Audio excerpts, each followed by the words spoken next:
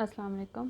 Welcome to another class of civics part 2. آپ تمام students کو خوش آمدید کہتی ہوں. ڈیئر اسٹوڈنٹس، کل سے ہم نے آغاز کیا ہے چیپٹر نمبر 4 پاکستان میں معاشرتی نظم و ضبط. کل ہم نے دیکھا معاشرتی نظم و ضبط کا مفہوم اصطلاحاً کس طرح سے استعمال کیا جاتا ہے. پھر ہم نے معاشرتی نظم و ضبط کی اہمیت کو پڑھا. آج ہم دیکھیں گے اسلامی تناظر میں آزادی، انصاف، اصول معدلت اور اختیارات کے حصول کے لیے معاشرتی نظم و ضبط کے تقاضے کیا ہیں. ہم آغاز کرتے ہیں. کسی بھی ریاست میں شہریوں کے بنیادی حقوق کا تحفظ کرنا، ان کی جان و مال کی نگرانی کرنا، امن و امان کو بحال کرنا اور عدل و انصاف فراہم کرنا در حقیقت معاشرتی نظم و ضبط کہلاتا ہے. اسلام کی نظر میں اسلام کی روح سے آزادی کیا ہے، آزادی کے معنی کیا ہیں، آزادی کے تقاضے کیا ہیں، انصاف کسے کہا جاتا ہے، اصول معدلت کیا ہے. اسٹوڈنٹس، یہ کانسیپٹ آپ کے لیے نیا ہوگا. اور پھر اس کے ساتھ ہی اختیارات کے حصول کے لیے اختیارات جو فرائض ہیں، جو ذمہ داریاں ہیں، اس حوالے سے معاشرتی نظم و ضبط کے تقاضے کیا ہیں، آج ہم یہ دیکھیں گے. ڈیئر اسٹوڈنٹس، اسلام معاشرتی نظم و ضبط پر زور دیتا ہے کیونکہ اچھے اور معقول معاشرتی نظم و ضبط کے بغیر ریاست کے اندر افراد کی جان و مال کو خطرہ لاحق ہوتا ہے اور وہ اضطراب کا شکار ہوتے ہیں، مضطرب رہتے ہیں، اور پھر اس کے بعد جو ہے وہ ریاست یا معاشرے کا امن جو ہے وہ خراب ہو جاتا ہے. جس معاشرے کے اندر افراد کے پاس بنیادی حقوق نہ ہوں، عدل نہ ہو، تو وہاں افراد میں بے چینی ضرور ہوگی، افراتفری ہوگی، اضطراب پیدا ہوگا، اور وہ افراد، عوام، رعایا کی بے چینی، افراتفری اور اضطراب جو ہے وہ معاشرے کے اندر رہنے والے باقی جو لوگ ہیں ان کا سکون، ان کا امن بھی تباہ کرے گا.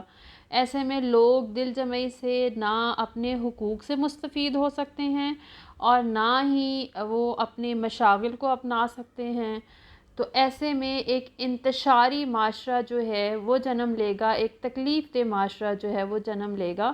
تو معاشرتی نظم و ضبط کی اہمیت سے کسی صورت انکار نہیں کیا جا سکتا. آج ہم بہتر نظم و ضبط کے تقاضے دیکھتے ہیں. ان میں سب سے پہلے ہے آزادی کا محافظ.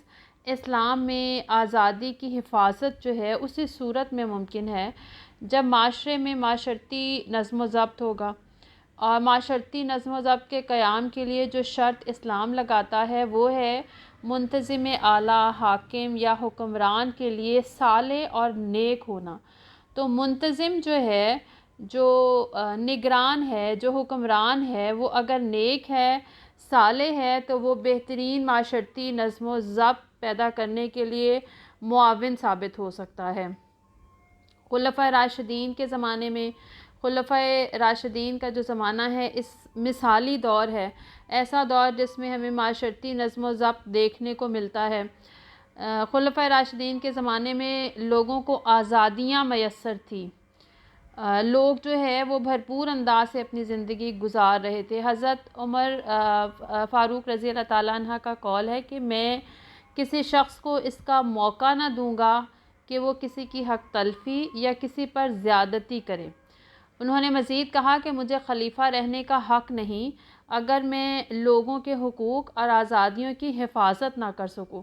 یعنی لوگوں کے حقوق اور آزادیوں کی حفاظت کرنا ان کے فرائض میں شامل ہے، اور وہ کسی کو ایسا موقع ہی نہیں دیں گے کہ وہ کسی دوسرے شخص کی حق تلفی کر سکے یا اس کے ساتھ زیادتی کر سکے.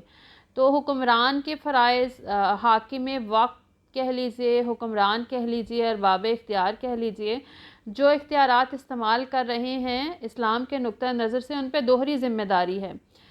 ایک وہ اللہ کے حضور ذمہ دار ہیں کیونکہ حکومت کرنے کے اختیارات ان کے پاس ایک مقدس امانت کے طور پہ موجود ہیں، اور وہ اس امانت کے حوالے سے اللہ کے حضور جواب دیں اور پھر عوام کے سامنے بھی جواب دیں ہیں کیونکہ وہ عوام کے منتخب کردہ نمائندے ہیں.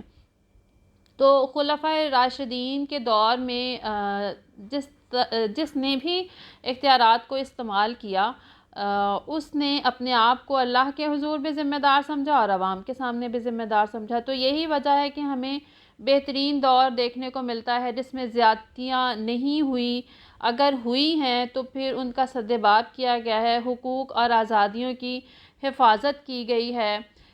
اسی ضمن میں اگر ہم دیکھیں تو حضرت عمر رضی اللہ تعالیٰ عنہ کو تنقید کا نشانہ بھی بنایا گیا۔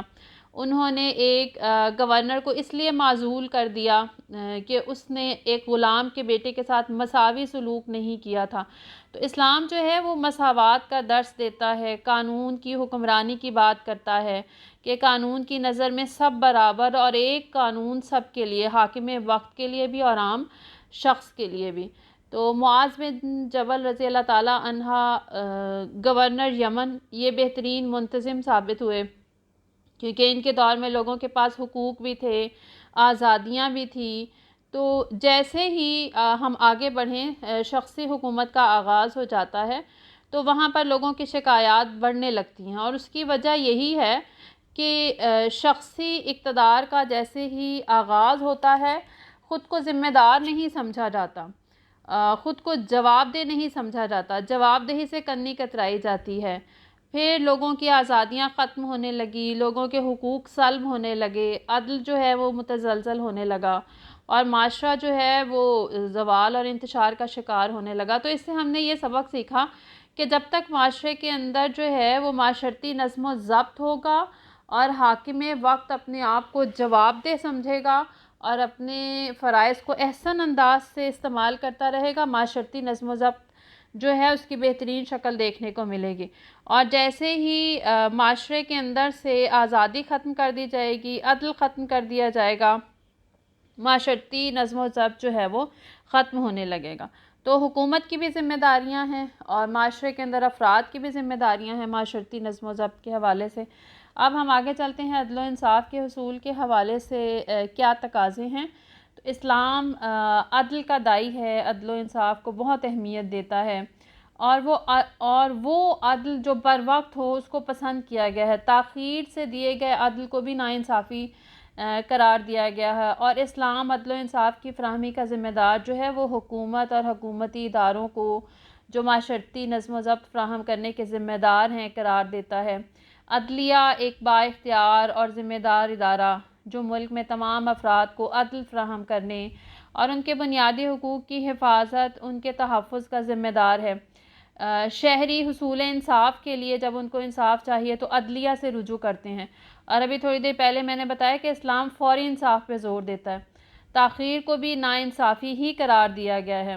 پھر ایک منظم معاشرہ جس میں انسانی عظمت کا احترام کیا جائے، جس میں ہر شخص کی عزت نفس کا احترام کیا جائے، اور مساوات پہ مبنی معاشرہ اس وقت ہی قائم ہو سکتا ہے جب معاشرے میں انصاف ہو، عدل ہو۔ اسلام میں ایسی بہت سی مثالیں ملتی ہیں جب عدل کی خاطر حاکم وقت تک کو عدالت میں قاضی کے سامنے پیش ہونا پڑا۔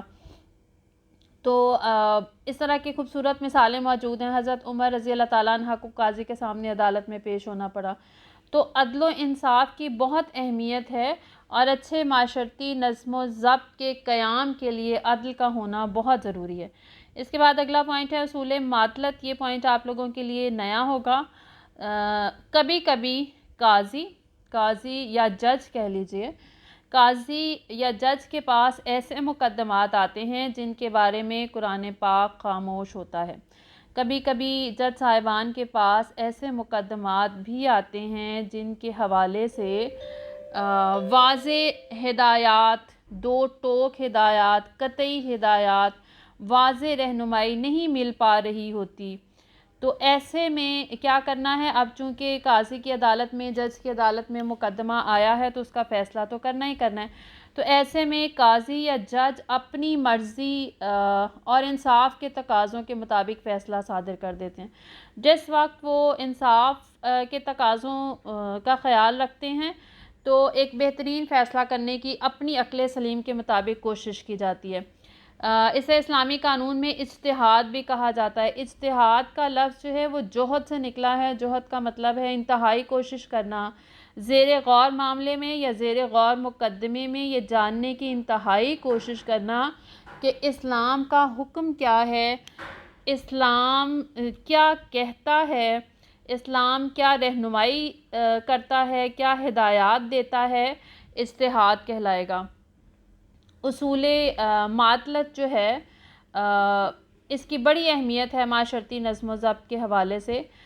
حضرت عمر فاروق رضی اللہ تعالیٰ عنہ کو اگر دیکھا جائے تو لوگوں کو تحفظ فراہم کرنے کے لیے، انصاف کی فراہمی کے لیے انہوں نے اپنے دور میں پولیس کا محکمہ بھی قائم کیا۔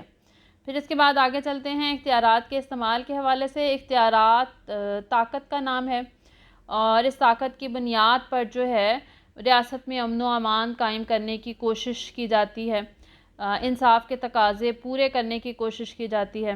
خلفائے راشدین کا جو دور ہے یہ بہترین دور ثابت ہوا ہے، اور اس میں ہمیں معاشرتی نظم و ضبط نظر آتا ہے۔ باقاعدہ ابتدا جو ہے وہ معاشرتی نظم و ضبط کی ہمیں یہیں سے نظر آتی ہے۔ اس سے پہلے مغرب میں اس طرح کا کانسیپٹ نہیں تھا۔ تو اگر ہم دیکھیں تو جو اس وقت اختیارات استعمال کیے جا رہے تھے وہ اختیارات فرد واحد کے اختیارات نہیں تھے، بلکہ اس کے پیچھے قرآن و سنت کی ہدایات، قرآن و سنت کا حکم اور رسول اللہ صلی اللہ علیہ وآلہ وسلم کی تقلید، خلفائے راشدین نے رسول اللہ صلی اللہ علیہ وآلہ وسلم کی پیروی کرنے کی پوری صحیح احسن انداز سے کی ہے۔ تو اس وقت ہمیں جو ہے وہ قابل ذکر ماحول نظر آتا ہے، قابل تقلید ماحول نظر آتا ہے۔ خلفائے راشدین کے دور میں ہمیں معاشرے کے اندر سکون بھی نظر آئے گا، امن بھی نظر آئے گا، خوشحالی بھی نظر آئے گی، آزادی بھی نظر آئے گی، اور پھر ساتھ ساتھ ہمیں جو ہے معاشرتی نظم و ضبط نظر آئے گا۔ اب ہم آگے چلتے ہیں کہ پاکستان میں معاشرتی نظم و ضبط کی موجودہ صورتحال اس وقت کیسی ہے۔ پاکستان میں معاشرتی نظم و ضبط کی جو موجودہ صورتحال ہے اس میں ہر ضلع کے اندر ایک ڈسٹرکٹ پولیس آفیسر کو متعین کیا گیا ہے، فرائض عائد کیے گئے ہیں۔ ڈسٹرکٹ پولیس آفیسر جو ہے وہ پورے ضلع کی پولیس کا سربراہ قرار دیا گیا ہے، اور باقی جو ضلع میں پولیس ہے وہ اس کے ماتحت اپنے فرائض انجام دیتی ہے۔ اور پھر ہر پولیس اسٹیشن کے اندر ایک رپورٹنگ آفیسر ہے، ایک تفتیشی آفیسر جو ہے وہ مقرر کیا گیا ہے، اور اس مقصد سے مقرر کیا گیا ہے کہ عوام کو تحفظ فراہم کیا جائے اور انصاف فراہم کیا جائے۔ پھر ہر ڈسٹرکٹ کے اندر ایک پبلک سیفٹی کمیشن بھی قائم کیا گیا ہے۔ در حقیقت امن و امان کے قیام کے لیے اور عدل کی فراہمی کے لیے یہ سسٹم جو ہے وہ موجود ہے۔ اس کے بعد ہم آگے دیکھتے ہیں پاکستان میں فلاحی ریاست میں حصول انصاف کے لیے اسلامی اقدار کا کردار۔ تو اسٹوڈنٹس، اسلام آپ سب جانتے ہیں بہت اچھی طرح سے ایک مکمل دین جو واضح رہنمائی کرتا ہے، زندگی کے تمام پہلوؤں کے حوالے سے رہنمائی کرتا ہے۔ رسول اللہ صلی اللہ علیہ وآلہ وسلم تاریخ انسانیت میں وہ واحد شخصیت ہیں جنہوں نے دین اور دنیا میں اپنے لیے جن مقاصد کا تعین کیا انہیں اپنی زندگی میں انتہائی کامیاب طریقے سے حاصل کیا۔ ان کی ذات اقدس میں بہترین نمونہ عمل موجود ہے ہمارے لیے، ہم سب کے لیے۔ آپ صلی اللہ علیہ وآلہ وسلم نے یکم ہجری کو مدینہ میں جو فلاحی ریاست قائم کی، فلاحی ریاست کی بنیاد رکھی، وہ ہم سب کے لیے مثالی ہے۔ پھر اگر ہم دیکھیں تو ایک فلاحی ریاست کے اندر اسلامی قوانین کا نفاذ عمل میں لایا جاتا ہے۔ سب سے پہلے تو اسلامی ریاست کے اندر اسلامی قوانین کی تشکیل یا قانون سازی کہہ لیجئے قرآن و سنت کی عین مطابق کی جاتی ہے، قرآن و سنت کی روشنی میں کی جاتی ہے، اور پھر ان قوانین کو نافذ کیا جاتا ہے۔ نفاذ کی ذمہ داری انتظامیہ اور حکام پر عائد ہوتی ہے، اور اگر انتظامیہ یا حکام جو ہیں وہ اپنے فرائض کو دیانتداری کے ساتھ، امانت داری کے ساتھ ادا کریں گے تو معاشرے کے اندر ہمیں پھر آزادی بھی نظر آئے گی، معاشرتی انصاف بھی نظر آئے گا، مساوات بھی نظر آئے گی، اور جمہوری نظام جو ہے وہ کامیاب ہوتا ہوا صحیح طریقے سے کام کرتا ہوا نظر آئے گا، ہمیں انسان دوستی نظر آئے گی۔ اور یہ جو انتظامیہ ہے، حکام ہیں، ان پہ لازم ہے کہ یہ قومی خزانے کا استعمال جو ہے وہ امانت سمجھ کے کریں، بے دریغ استعمال نہ کریں، اور اس حوالے سے بہت ساری اخلاقی برائیاں بھی معاشرے کے اندر جنم لے سکتی ہیں، کرپشن بھی سامنے آ سکتی ہے۔ تو قومی خزانے کا استعمال جو ہے وہ امانت سمجھتے ہوئے کریں، اختیارات اپنے فرائض نبھائیں تو ریاکاری اور مصلحت سے کام نہ لیں، دکھاوا، جھوٹ نہیں ہونا چاہیے۔ پھر اپنی ذمہ داریاں جو ہیں وہ ذاتی لالچ سے بے نیاز ہو کے ادا کریں، عبادت سمجھ کے ادا کریں۔ یہ انتظامیہ پہ، حکام پہ، حکمرانی کرنے والوں پہ، حکومت کرنے والوں پہ لازم ہے کہ وہ ان تمام باتوں کا خیال رکھیں۔ تو پھر جو ہے وہ ایک مثالی معاشرہ سامنے آئے گا، معاشرتی نظم و ضبط سامنے آئے گا۔ اور رسول اللہ صلی اللہ علیہ وآلہ وسلم نے جو مدینہ میں اسلامی ریاست قائم کی، جس کی بنیاد رکھی، اس میں ہمیں یہ سب نظر آتا ہے، اس کی بڑی واضح مثالیں نظر آتی ہیں۔ رسول اللہ صلی اللہ علیہ وآلہ وسلم نے فرمایا، تم میں سے ہر ایک کی حیثیت ایک گڈریے کی سی ہے جو اپنے ریوڑ کے تحفظ کا ضامن ہے۔ حکومت کی حیثیت بھی ایک گڈریے کی سی ہے جو ریوڑ کی چوکیدار ہے۔ آپ صلی اللہ علیہ وآلہ وسلم نے مزید فرمایا، حکومت اس کی سرپرست ہے جس کا کوئی سرپرست نہ ہو۔ تو ان سے زیادہ خوبصورت کوئی بات حکومت کی ذمہ داری کے حوالے سے ہو ہی نہیں سکتی۔ پھر خلفۂ راشدین کے دور میں بہت ساری مثالیں ملتی ہیں۔ اسلامی اقدار کی خاطر حضرت عمر رضی اللہ تعالیٰ عنہ رات کو گلیوں کا چکر خود لگایا کرتے تھے تاکہ عوام کی پریشانیوں کا جائزہ لیا جا سکے۔ رات کے وقت آپ رضی اللہ تعالیٰ عنہ اپنی پیٹھ پر ضرورت کا سامان لاد کے ضرورت مندوں کے گھر پہنچایا کرتے تھے۔ دیکھیں اب حاکم وقت حکمران ہیں لیکن وہ ذمہ دار سمجھ رہے ہیں اپنے آپ کو۔ عدل و انصاف کی حاکمیت اور معاشرتی نظم و ضبط کا عمدہ نمونہ ہمیں نظر آتا ہے خلفۂ راشدین کے دور میں۔ ہر اسلامی دور، چاروں خلفۂ راشدین کا جو دور ہے، اس میں انصاف اور اسلامی اقدار کی بڑی واضح، بڑی اچھی، بڑی روشن مثالیں ملتی ہیں۔ اسلامی تاریخ ایسی مثالوں سے بھری پڑی ہے۔ حضرت عمر فاروق رضی اللہ تعالیٰ عنہ نے فرمایا کہ زید رضی اللہ تعالیٰ عنہ قاضی نہیں ہو سکتے جب تک عمر رضی اللہ تعالیٰ عنہ اور ایک عام شخص ان کی نظر میں برابر نہ ہو، یعنی ایک عام شخص اور حاکم وقت جو ہیں وہ برابر ہونے چاہیے قاضی کے لیے، جج کے لیے۔ یہ فکرہ آپ رضی اللہ تعالیٰ عنہ نے اس وقت کہا جب آپ رضی اللہ تعالیٰ عنہ ابی بن کعب کے خلاف حضرت زید رضی اللہ تعالیٰ عنہ کی عدالت میں پیش ہوئے تھے۔ پھر مسلم فقہا کو دیکھا جائے، فلاسفرز کو دیکھا جائے، حضرت شاہ ولی اللہ محدث دہلوی کہتے ہیں کہ عمدہ نظام عدل کی بنا پر ہی ممکن ہے، یعنی عمدہ امن و امان اسی وقت نظر آئے گا جب ریاست کے اندر، معاشرے کے اندر عدل نظر آئے گا۔ عدل ہوگا تو امن و امان قائم ہو جائے گا۔ پھر اس کے بعد اگر ہم دیکھیں تو کافر مگر منصف جو انصاف کرنے والا ہو حکمران، مسلمان مگر ظالم حکمران سے بہتر ہے۔ تو یہاں پہ بھی عدل و انصاف کی بڑی خوبصورت انداز سے جو ہے وہ عکاسی کی گئی ہے۔ تو اسلام جو ہے، اسلامی تاریخ جو ہے، اس میں جتنی بھی ہمیں مثالیں ملتی ہیں اس میں انصاف کی، عدل کی بات کی جاتی ہے۔ اور معاشرتی نظم و ضبط کے قیام کے حوالے سے انصاف کی اہمیت سے انکار نہیں کیا جا سکتا۔ ریاست میں، معاشرے میں عدل ہوگا لوگ مطمئن ہوں گے، عدل نہیں ہوگا لوگ بے چین ہوں گے۔ بے چینی، اضطراب، افراتفری جو ہے وہ پریشانیوں کا باعث بنے گی، تکلیف کا باعث بنے گی۔ تو اگر ریاست کے اندر جو ہے وہ معاشرتی نظم و ضبط کو قائم کرنا ہے تو اس کے لیے انصاف کا ہونا بہت ضروری ہے۔ اسٹوڈنٹس، یہ ہمارا آج کا ٹاپک تھا۔ کل انشاءاللہ ہم اگلے ٹاپک کے ساتھ آغاز کریں گے۔ ہمارا کل کا ٹاپک ہوگا انشاءاللہ پاکستان میں پولیس کا کردار۔